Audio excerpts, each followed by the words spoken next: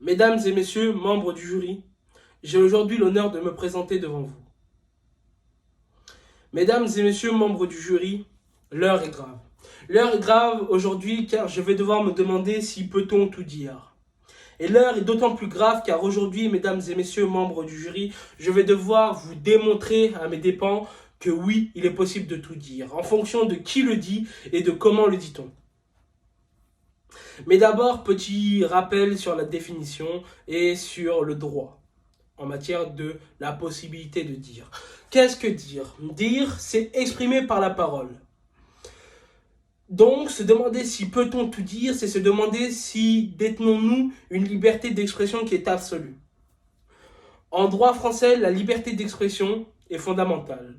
Elle est défendue par la Constitution, la Déclaration des droits de l'homme et du citoyen, ou bien encore par la Convention européenne des droits de l'homme, et est érigée comme liberté fondamentale par la jurisprudence du Conseil constitutionnel, de la Cour de cassation ou bien encore du Conseil d'État. Mais, comme tout principe juridique, en droit français, il y a des limites. Car Montesquieu disait la liberté, c'est ce que la loi permet. Et donc, comme tout principe juridique, la liberté d'expression est limitée. Elle est limitée par la diffamation et l'injure. Donc, aujourd'hui, il m'est permis de tout dire si cela n'est pas injurieux ou bien diffamatoire. Mais mon discours aujourd'hui ne portera pas sur ce sujet, sur ce débat. Je vous rassure, mesdames et messieurs, membres du jury, mon discours aujourd'hui sera beaucoup moins politiquement correct. D'abord, l'idée qu'il est permis de tout dire à une certaine catégorie de la population. En effet, la parole est donnée plus librement, est accordée plus facilement, est acceptée plus facilement lorsque certaines personnes parlent.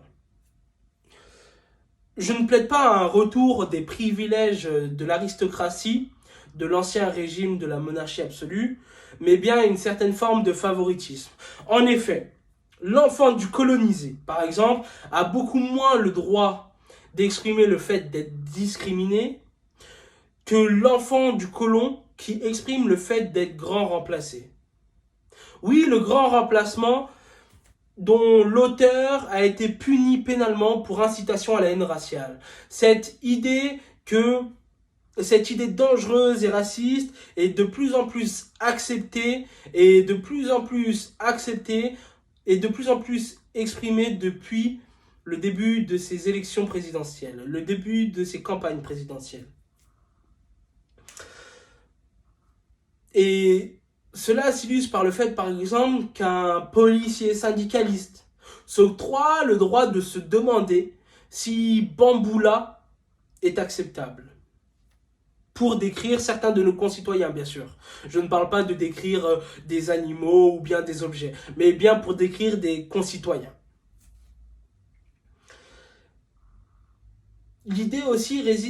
Cette idée réside aussi dans le fait que une certaine partie de la population qui, parce que justement porte un voile, se plaignent de se voir appliquer un principe de laïcité beaucoup plus différent. Et que, à l'inverse, on fait l'éloge sous couvert du droit de blasphémer. On fait l'éloge de certaines personnes justement qui se permettent librement d'injurier la conviction de milliers et de milliers de personnes. Mais bon, cela est le droit. Cela est ainsi. Et il nous est même permis d'être injurieux ou bien diffamatoire en fonction de qui le dit, surtout quand on se cache derrière un personnage. Et oui, on dissocie l'auteur de l'interprète transparent blessant. Cet interprète peut être diffamant ou bien injurieux tant qu'il reste interprète.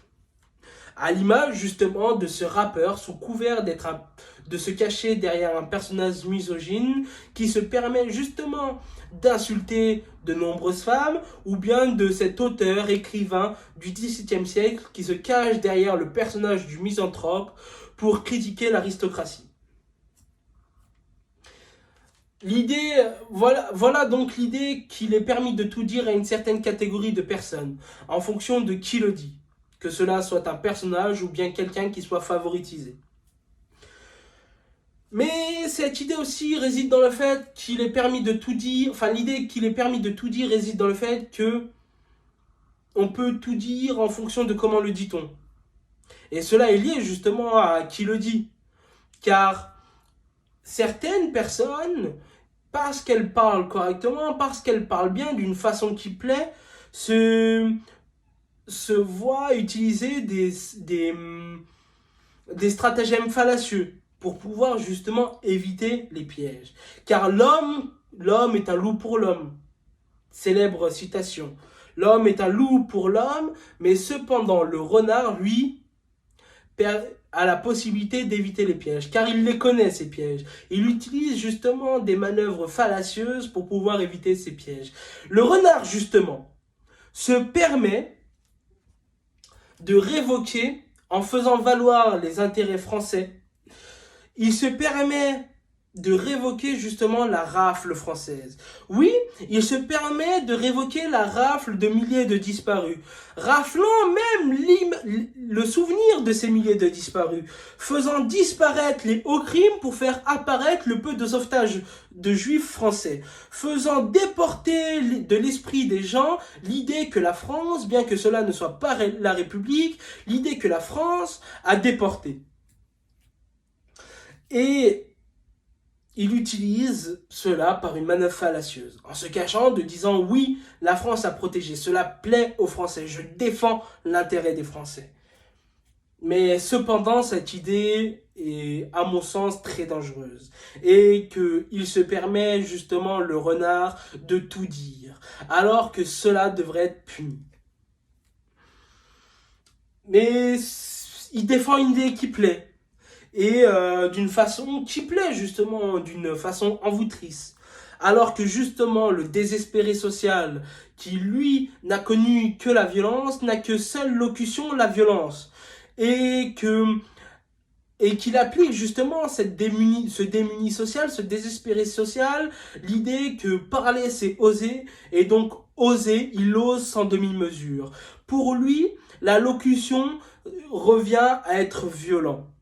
Il n'a pas d'autre forme de locution.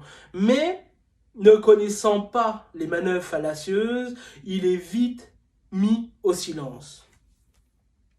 C'est pour cela que, au lieu d'écouter la personne justement qui est en détresse, qui a besoin d'être défendue, on vient écouter le renard. Le renard qui lui est dans une position confortable, qui ne se blesse pas.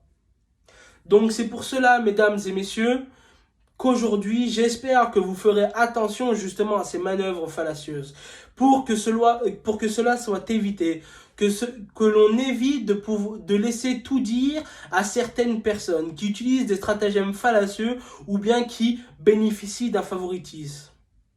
Donc, mesdames et messieurs, pour que l'heure ne soit plus grave, je vous en prie, faites attention. Faites attention à qui parle et comment il parle. Je vous remercie de m'avoir écouté.